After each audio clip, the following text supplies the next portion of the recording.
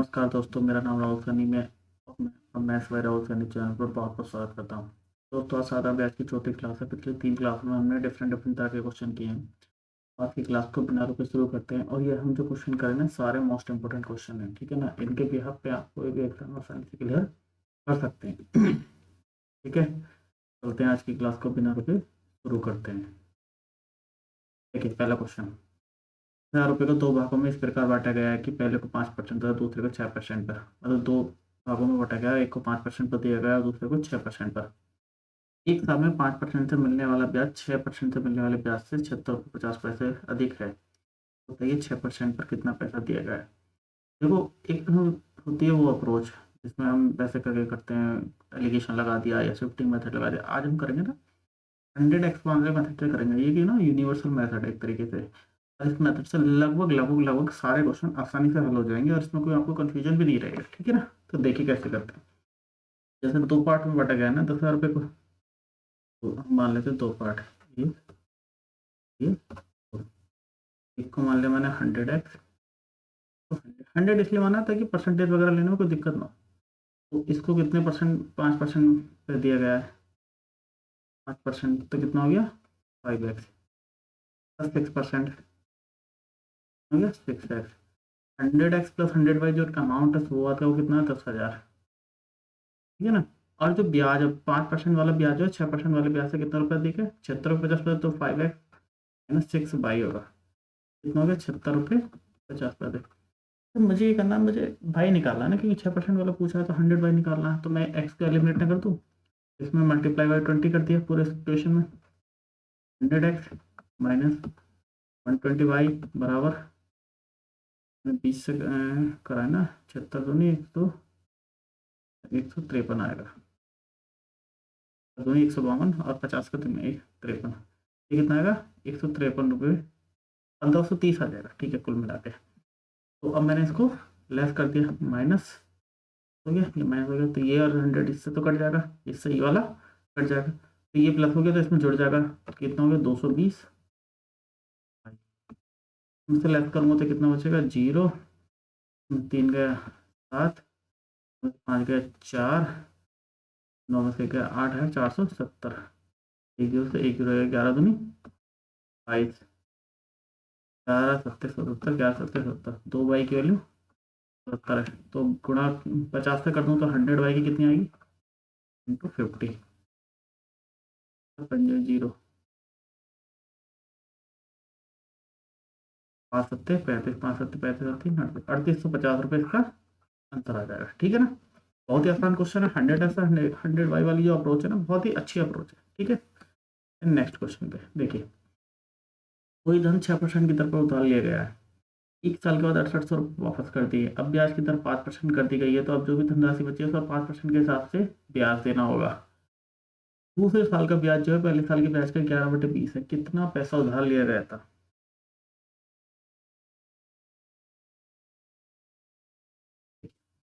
Question का मैं दो तरीके से बताऊंगा।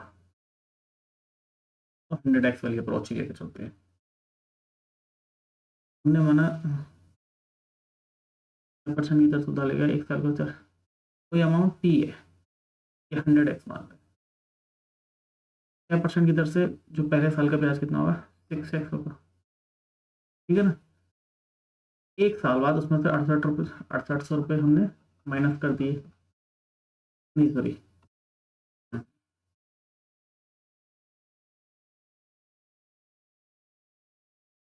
एक साल बाद 6% के हिसाब से कितना हो गया 106x ब्याज जोड़ दिया था हमने। अब इसमें से क्या काम करा हमने 6800 रुपये माइनस कर दिए।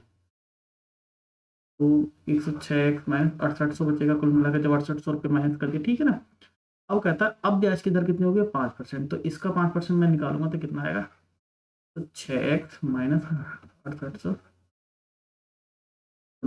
5/100 ये तो आएगा। देखिए पहले 100x एक अमाउंट थी, 6% का ब्याज लगा तो 106x हो गया। 106x में से 6800 घटा दिए, यही तो हुआ 6800 रुपये वापस कर दिए तो इतना अमाउंट बचा। अब 106x माइनस 6800 का 5% इतना आ गया, ठीक है ना। अब वो कह रहा है जो पहले वाला ब्याज था दूसरे वाले ब्याज का 11/20 है।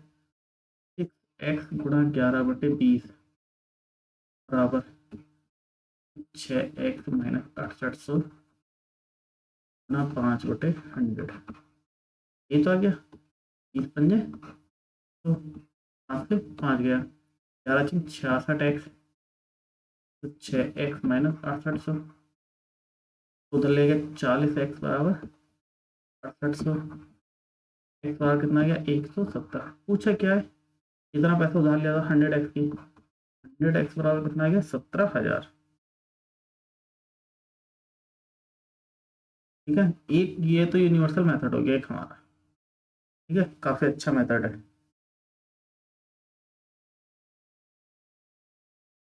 एक तरीका और देखते हैं।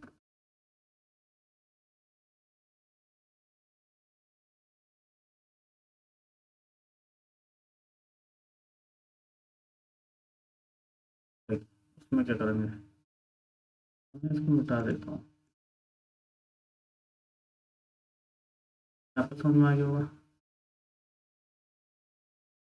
नहीं आया होगा तो वीडियो रिपीट करके देखिएगा।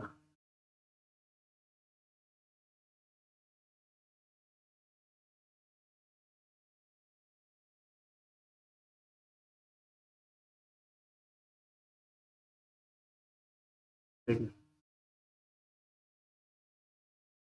पहला साल और दूसरा साल, पहले साल में ब्याज कितना था 6% और दूसरे साल में कितना था। ठीक है, अब वो पहले साल का जो ब्याज है दूसरे साल का कितना है 11/20 है। तो अगर मैं मानूँ ये 11 है, ये तो हुआ है, ये 20 है, तो ये 11 है, 20 पे 11/20 11 ही तो आएगा। ठीक है ना, एक तरीके से आप ये समझो। तो प्रिंसिपल क्या होता है, SI/R ही तो होता है। ठीक है ना, एक तरीके से देखा जाए अगर टाइम एक साल है तो यही तो आएगा प्रिंसिपल। SI का फॉर्मूला तो ये होता है ना, P/R/T और 100 तो यहाँ पर कॉन्स्टेंट अमाउंट है, उसको छोड़ दो, परसेंटेज हटाऊंगा तो 100 हट जाएगा एक तरीके से। तो T एक साल है तो P बराबर कितना आएगा SI/R। SI कितना है 20/6 एक तरीके से, R 20 हो गया, R कितना है 6, और यहाँ पे रेशियो ये कितना है 11/5, इसको इधर कर लेते हैं 3 50, ये छोड़ो करते हैं इसको, ये रहने देते हैं, काटते नहीं है। 100 से कितना हो गया 66, ये तो काटा नहीं है। 100 से कितना हो गया 66। मेरे को एक बात बताओ, अब 100 और 66 का रेशियो आ रहा है इस समय, पहले साल का दूसरे साल के प्रिंसिपल का रेशियो कितना था 100 और 66।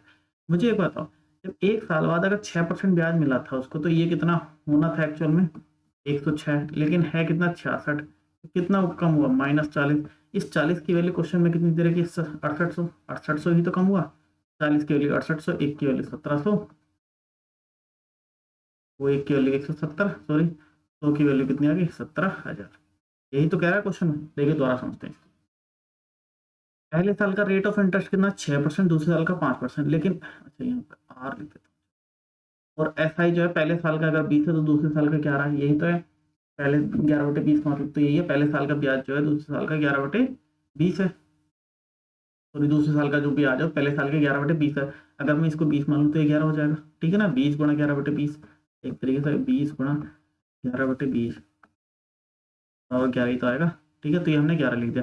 प्रिंसिपल का क्या हो गया, ज़्यादातर एक तो अनुपात निकाल लेना, तो इसमें 100 को लूँ ना लूँ कॉन्स्टेंट टर्म में कोई फर्क नहीं पड़ता। ठीक है ना, तो प्रिंसिपल बराबर क्या हो गया SI/R, तो SI कितना हो गया 20/6 और रेशो हो गया 11/5। तो मैंने मल्टीप्लाई कर दी इधर, 20 पंजे 100, 11×6 66, 100 और 66 का रेशो आया। मेरे को एक बात बताओ, अच्छा 50 भी कर लेता था, लेकिन उसको वो नहीं था, 100 पे कैलकुलेशन आसान हो गई थी। 100 पे अगर एक साल में 6% ब्याज मिल रहा था 106 हो रही है, लेकिन एक्चुअल में है कितनी 66। तो हमने कुछ पैसा वापस किया था ना, 6800 रुपये वापस किया था। तो वो वापस कितना किया गया इसमें से 40, उस 40 की वैल्यू कितनी 6800, एक की वैल्यू 170 और 100 की वैल्यू 17,000। ठीक है ना, तो ये इसका दूसरा मेथड होगा। ठीक है, आगे क्वेश्चन पे आते हैं। देखिए, P साधारण ब्याज पर 7,000 रुपये बैंक से उधार लेती है, 3 साल बाद वो बैंक को 3,000 रुपये देती है, और उधार लेने वाली दिनांक के 5 साल बाद 5450 रुपये देकर वो अपना खाता मतलब एक तरीके से खत्म कर देती है, सेटल्ड कर देती है। ब्याज की दर क्या होगी, देखते हैं इस क्वेश्चन कैसे, है ना। कोई P है, 7,000 उधार लिए, 1000 रुपीज नौ उधार लिए, 3 साल बाद 4,000 बची, क्योंकि 3,000 रिटर्न कर दिए, ठीक है ना। वो कहता है लेने के 5 साल बाद 5450 रुपये दिए, यानी 2 साल और ले लो, 3 और 2 5 हो गए, 5450 रुपये दिए।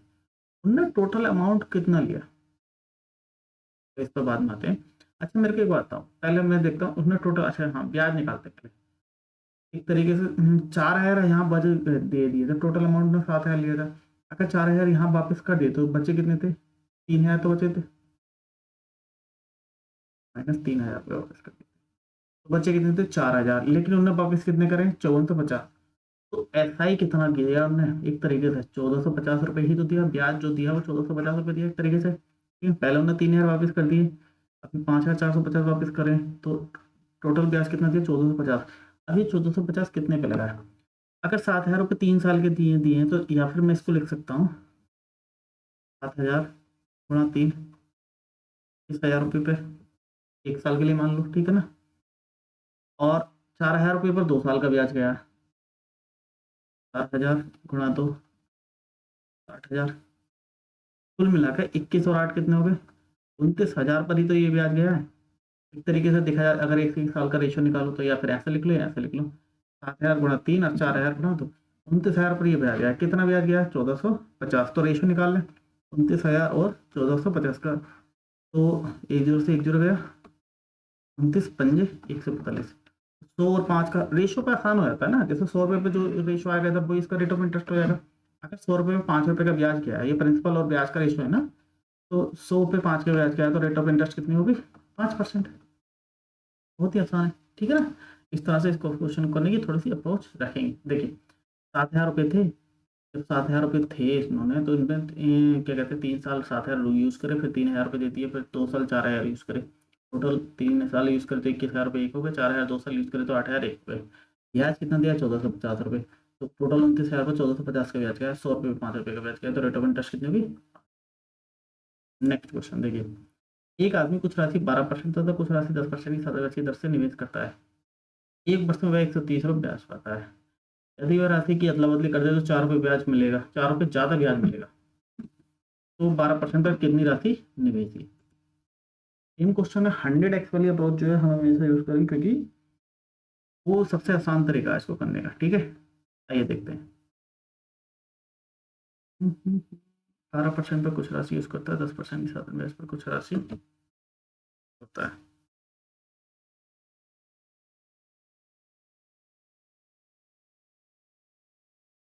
दो को बनेंगे ना इसमें, मैंने एक पार्ट ये मान लिया, दूसरा पार्ट ये मान लिया, 100x मान लिया तो 100y मान लिया, ठीक है ना। कुछ राशि 12% पर देता है, 12x हो गया, और फिर 10% पर तो +10/, 130 रुपये ब्याज पाता है। लेकिन वो अदला बदली कर देता है, यानी 10x + 12y, अब 134 रुपये ब्याज, 4 रुपये अधिक मिल रहा है ना उसे। पूछ कौन सी रहा है वो, 100x पूछ रहा है, क्योंकि 12% वाली स्टार्टिंग में दे, ठीक है ना। अब मैं क्या करता हूँ, इनसे x और y की वैल्यू निकालता हूँ, पहले इसको जोड़ लेता हूँ एक बार। कितना आया, 22, x + y बराबर 264, y से करना है, y तो नहीं 44, x + y बराबर कितना आ गया, 12। मुझे 10 से मल्टीप्लाई कर देता हूँ, 10x, क्योंकि मुझे 10 एलिमिनेट करना है, मुझे x चाहिए, y एलिमिनेट करना था, 10x + 10y बराबर 120। तरीके से ये इक्वेशन एक मान लो, तो दो मान लो, 1 - 2 कर देता हूँ, तो ये कितना बचेगा, 2x बराबर 10, x बराबर कितना आ गया, 5, ये अमाउंट कितना आ गया, 500। ये तो पूछा था, ठीक है ना, आसान है। अब इससे ज़्यादा आसान मेथड और कोई सा नहीं हो सकता, मैं तो ये कहूँगा, क्योंकि बहुत ही सुलझा हुआ मेथड चाहिए, इसमें कुछ ट्रिक नहीं लगानी, कुछ ऐसा वैसा नहीं करना। देखिए, दो बराबर धनराशि के क्रम से 10% और 8% वार्षिक साधारण ब्याज दर पर एक ही समय पर उधार दिया जाता है। पहली धनराशि दूसरी धनराशि 2 वर्ष पहले प्राप्त हो जाती है, प्रत्येक मामले में प्राप्त धनराशि 36,900 है, तो प्रत्येक धनराशि थी। तो बहुत ही शानदार क्वेश्चन है, इसको आप पढ़ लीजिए थोड़ा सा कैसे करेंगे, ठीक है।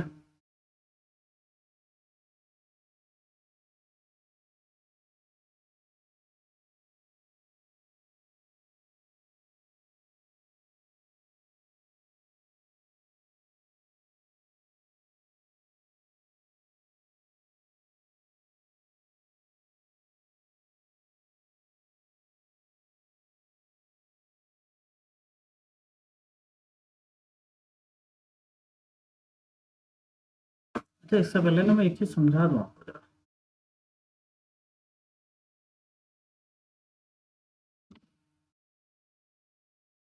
जो अमाउंट होता है, मिश्र धन होता है, बराबर पी प्लस एस आई होता है, ठीक है ना।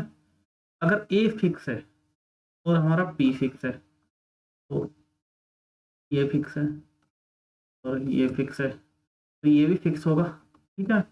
जब एस आई फिक्स है, एस आई का फॉर्मूला क्या होता है, P into R into T upon 100, ठीक है ना। जब एस आई फिक्स है तो 100 तो कांस्टेंट टर्म हो गई, ठीक है। पी भी फिक्स हो गया, तो बचा क्या, आर और टी। एस आई प्रोपोर्शनल हो गया आर इंटू टी के, ठीक है ना। या इस तरीके से मैं कह देता हूँ, अगर आर बढ़ेगा तो टी घटेगा, क्योंकि ऐसा ही फिक्स है। जैसे इसका एक एग्जांपल मैं आपको दे देता हूँ। अगर आर टी की वैल्यू 48 है, जहाँ आर को मैंने 8 ले लिया, टी को मैंने 6 ले लिया, 8 छंग 48 है। अगर ऐसा ही फिक्स है, तो अगर मैं आर को 6 करता हूँ तो इसको 8 करना पड़ेगा मुझे, तभी तो ये 48 बनेगा। और कोई तो ऑप्शन नहीं है ना, ठीक है ना। तो कुल मिलाकर ये बात हो जाती है, R1 T1 बराबर R2 T2, या फिर R1/R2 बराबर T1/T2, अगर ऐसा ही फिक्स है तो, ठीक है ना। ये कंडीशन रहेगी। या इसको मैं अलग तरीके से और लिख देता हूँ।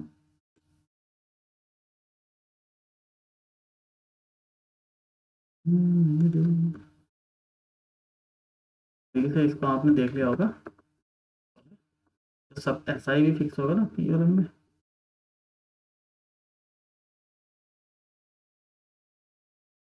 ये देखिए, एस आई अगर फिक्स है, R1 T1 बराबर R2 T2, क्योंकि बाकी सब तो कांस्टेंट है, और R1/R2 T1/, ये कंडीशन रहेगी, ठीक है। अब आते हैं क्वेश्चन पे। देखिए, दो बराबर धनराशियां, बराबर धनराशियां यानी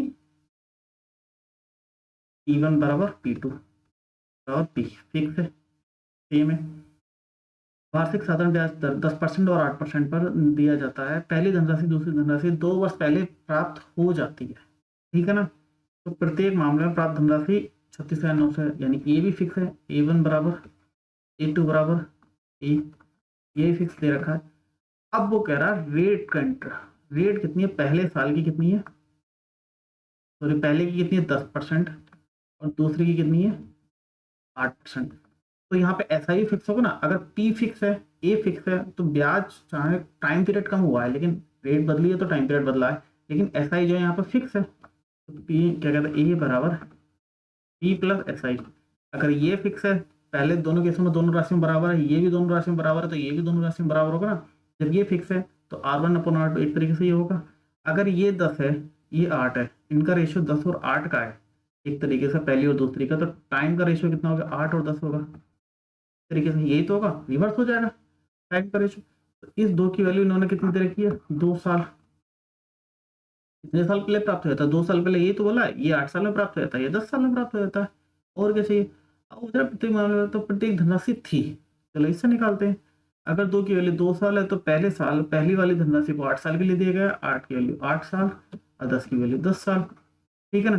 तो आप आसान हो गया। तो पहली धनराशि में कितना है, पहली धनराशि में एक तरीके से एस आई कितना हो गया, 80%। दूसरी में भी 80% ही हो गया। एस आई कितना हो गया, एक तरीके से 80% हो गया। दोनों धनराशि में कुल मिला के बात सारी है, तो प्रत्येक धनराशि थी। अब ये तो निकालना है हमें। अब इसमें हमें क्या करना पड़ेगा, ठीक है। पहले केस में अब हमने माना कोई राशि 100 थी, 80% ब्याज मिला, 180 हो गई, ठीक है ना। पहले वाला केस उठा ले रहा हूँ मैं, या कोई से भी उठा लो, 80% ब्याज मिला। अगर राशि 100 थी, 80% ब्याज, 180 की वैल्यू इन्होंने कितनी दे रखी है, 900, यही तो दे रखी है। जो प्रिंसिपल है, प्रिंसिपल 100 हमने माना, उस पर 80% ब्याज मिला, तो 180 हो गया। 180 की वैल्यू 36,900 दे रखी है। 18×2 = 36, 18×5 = 90, 205 आ गई। एक की वैल्यू 100 की वैल्यू कितनी आ गई, 30,500। दोबारा समझाता हूँ इस क्वेश्चन को। अगर SI फिक्स है, देखो पी ए बराबर पी प्लस SI होता है। अगर ए फिक्स है, पी फिक्स है, तो SI फिक्स होगा। SI अगर फिक्स है तो R1 T1 R2 T2 के इक्वल होगा, तो R1 अपन R2 बराबर T2 अपन T1 यहाँ पे, T2 अपन T1 यहीं पे। तो ये क्या है यहाँ पे, तो सेम चीज यहाँ पर, अगर पहले केस में 10 और 8 हो गया, तो ये 8 और 10 हो जाएगा, टाइम का रेशियो रिवर्स हो जाएगा। तो दो अंतर कितना, 2 साल पहले प्राप्त हो जाती है राशि, तो 2 की वैल्यू 2 साल है, तो 8 की वैल्यू 8 साल। तो किसी से भी निकाल लो, SI तो 80% ही आ रहा है, 8 × 10, 8 × 10 80% आ गया, तो SI कितना 80%। हमने माना प्रिंसिपल अमाउंट 100 था, उस पर 80% का ब्याज मिला, तो 180 हो गया। 180 की वैल्यू यानी बेस धन की वैल्यू क्वेश्चन में क्या देखिए 36,900। एक की वैल्यू कितनी आ गई 205, तो 100 की वैल्यू कितनी की 20,500 क्वेश्चन है। अब दूसरा क्वेश्चन, ये इतनी खिचड़ी आपको लग रही है कि इतना बड़ा सा हो गया, दूसरा क्वेश्चन बताता हूँ कैसे शॉर्ट होगा। सेम क्वेश्चन है, देखिए कैसे करेंगे। एक आदमी ने दो बराबर धन 12% व 11% ब्याज की दर से उधार दिए। पहले वाला दूसरे से 3 महीने पहले चुका दिया गया और 15,960 रुपये प्राप्त हुए। धन ज्ञात करो। देखिए R1 R2 कितना आ गया 12/11। तो T1 या फिर आए ठीक है, T1/T2 कितना हो गया, T2/T1 कितना हो गया 11/12। यही तो होगा। जब इसको लिखने का तरीका मैं बताता हूँ कैसे लिखेंगे, थोड़ा सा 8 और T। अगर ये 12/11 है, 11, या फिर ऐसे लिखो, ठीक है, ये 11/12 हो जाएगी, ठीक है ना। ये फर्स्ट ये तरीके से ऐसा समझो, ठीक है ना। तो इनका अंतर कितना, एक की वैल्यू कितनी दे रखी है 3 महीने। वो 12 की निकालो, क्योंकि ये साल मिल जाएंगे मेरे को। 12 की वैल्यू कितनी है, 1 महीने इक्वल टू 3 साल, ठीक है ना। तो 11% रेट है और 3 साल के लिए दी गई है, तो टोटल SI कितना आ गया 33%। यही तो आ गया। तो P बराबर अगर हमने 100 माना, तो 33% हो गया, तो 133% हो गया। ए बराबर 133% की वैल्यू कितनी दे रखी है हमें 159.60। तो 33% की वैल्यू इसमें दे रखी है 159.60। 19 से काटते हैं, 19 से कट जाएगा नहीं, 19 सत्ते 133, 19 अट्ठे 152, 19 चौके 76, 840। रास्ता कितने आ गया 120 बार। तो एक की वैल्यू 120, 100 की वैल्यू कितनी आ गई 12,000, ठीक है। अब तो कोई दिक्कत नहीं है। रेशियो टाइम, जब जो रेट का रेशियो होता है वो टाइम का रेशियो उल्टा हो जाता है, तो उनको डिफरेंस एक की वैल्यू 3 महीने 12 की इसलिए निकाली क्योंकि साल बनना है, इसमें 33 महीने बन जाते फिर दिक्कत आती, ठीक है ना। नेक्स्ट देखिए, कोई धन 6% की दर पर उधार दिया गया, 1 साल के बाद 8400 वापस कर दिए गए। अब ब्याज की दर 5% कर दी जाए, जो कि जो अभी भी जो भी है धनराशि बची है उस पर 5% के हिसाब से ब्याज देना होगा। दूसरे वर्ष का ब्याज है जो पहले वर्ष का, क्वेश्चन आगे पीछे हो रखे हैं। ब्याज जो है पहले वर्ष के ब्याज का 13/20 है। कितना पैसा उधार दिया गया था। देखो ये उस वाले क्वेश्चन की तरह, क्वेश्चन थोड़े से आगे पीछे हो गए। कौन सा क्वेश्चन था ये, 5 नंबर पे इसको सिलेक्ट कर देता हूँ, ठीक है ना। ये वाला क्वेश्चन करा था हमने, नहीं ये वाला क्वेश्चन करा था। कोई धन 6% की दर से उधार देगा, 1 साल के बाद 6,800 वापस कर दिया, ब्याज की दर 5% कर दिया, ये करा है ना। हम इस मेथड से अब इसे और करते हैं।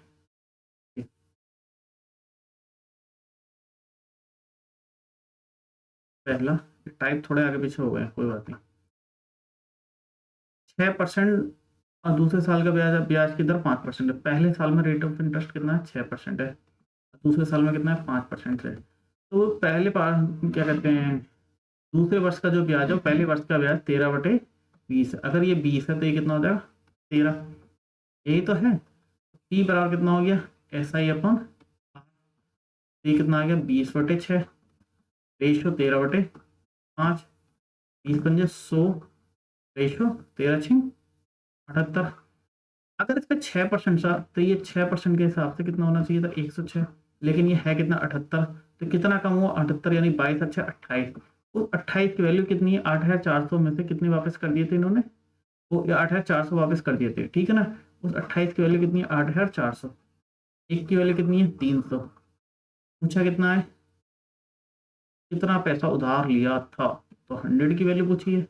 100 की कितनी आ गई? 30,000। ठीक है, क्वेश्चन थोड़े आगे पीछे हो गए थे, बट आई होप ये वाला मेथड अब आपको क्लियर हो गया होगा। ठीक है ना।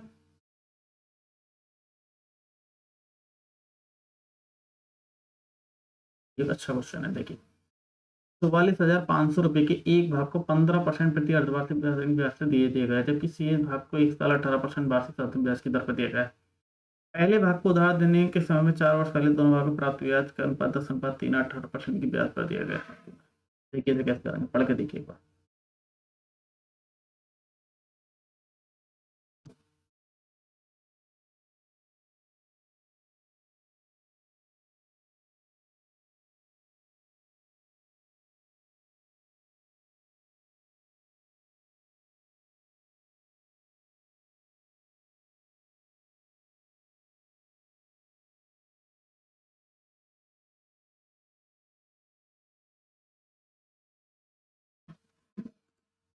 तो अभी क्वेश्चन क्या आएगा ना, सेम अप्रोच लगाएंगे इसमें।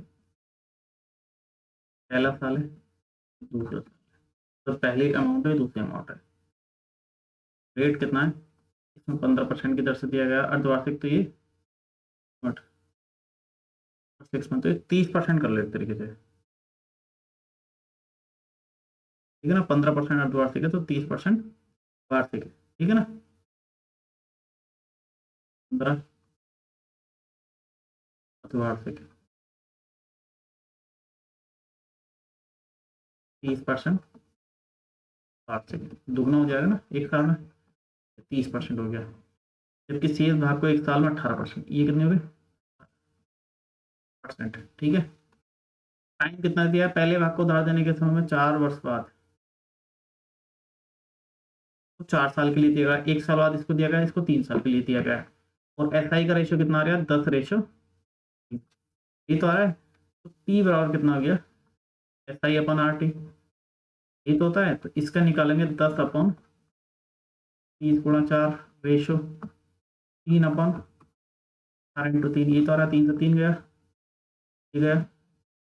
1/12 रेशो 1/18, कितना आ गया? 18/12, P1 P2, या फिर 3/2, यही तो आ रहा है। 5 की वैल्यू कितनी दे रखी है इसमें? 44,500 टोटल अमाउंट। 5 8 40, 5 नहीं 45, 8,900। पूछा क्या है? 18% वाला दिया है ना, ये कितना दिया है? तो 2 की वैल्यू पूछी है। 1 की वैल्यू 8,900 आ गई, तो 2 की कितनी आ गई? 9 दूनी 18,000 से थोड़ा बहुत कम होगा, 17,800 रुपये। ठीक है ना। ठीक है, दोबारा समझा देता हूँ। रेट अगर 15% हाफ वैल्यू थी तो 30% वार्षिक हो गई। ये 30% पर दिया गया है 4 साल के लिए। 1 साल बाद ये दिया गया 18% पर 3 साल के लिए, यानी ठीक है ना। तो दोनों वर्षों में ब्याज का रेशियो कितना है? 10:3। P और R क्या होता है? SI/RT। तो P1 P2 का रेशियो निकालेंगे। SI 10/4 × 30 × 4, और यहाँ 3/18 × 3, 1/12 और 18। तो ये इधर चला गया, ये इधर चला गया, तो 18/12, यानी 3 और 2 का रेशियो है। 5 की वैल्यू 44,500 दे रखी है क्वेश्चन में। 1 की वैल्यू 8,900 है, तो 2 की कितनी आ गई? 17,800। आसान क्वेश्चन है थोड़ा सा। अरे यार, ये वाला क्वेश्चन को भी गलत जगह रखो भाई। 3 नंबर, 4 नंबर पे रख, तो 3 नंबर पे रखते हैं। सेट नहीं हो गया, ठीक है ना। हाँ रखते हैं, जैसे ये क्वेश्चन था, ये वाला क्वेश्चन था ना, इसकी तरह।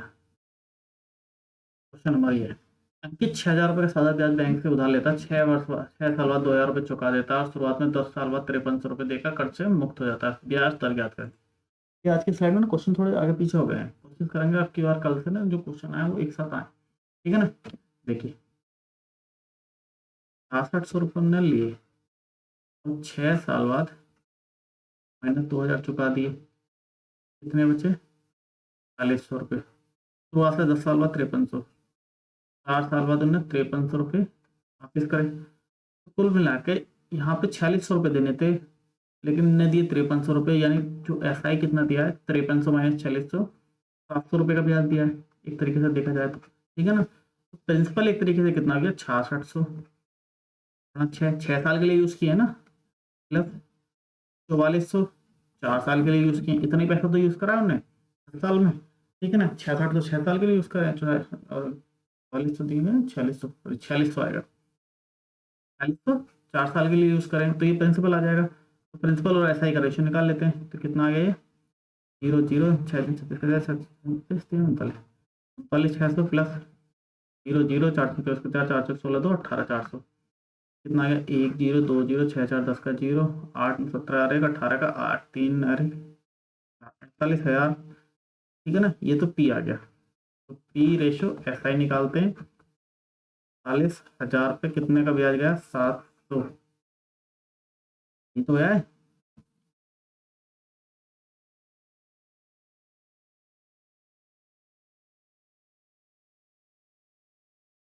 एक सेकंड, ये तो 6,000 था ना, हमने 66 तो क्यों करा भाई, सॉरी गड़बड़ हो गई, 6,000 था, 4,000 बचेगा, ये ब्याज कितना बचेगा 1300, ठीक है ना, ये 1300 हो गया, 6,000 थी 36,000 हो जाएगा ये 36,000, ये दोबारा करता हूँ।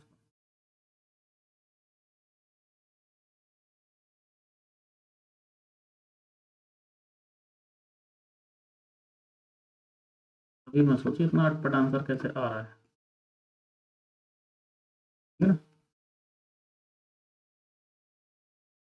6,000 रुपये थे, 4,000 बचे, तो SI कितना आ गया 1300, ये कितना आ गया प्रिंसिपल 6,000 6 प्लस 4,000 गुणा 4 30,000 प्लस 16,000 कितना आ गया 52।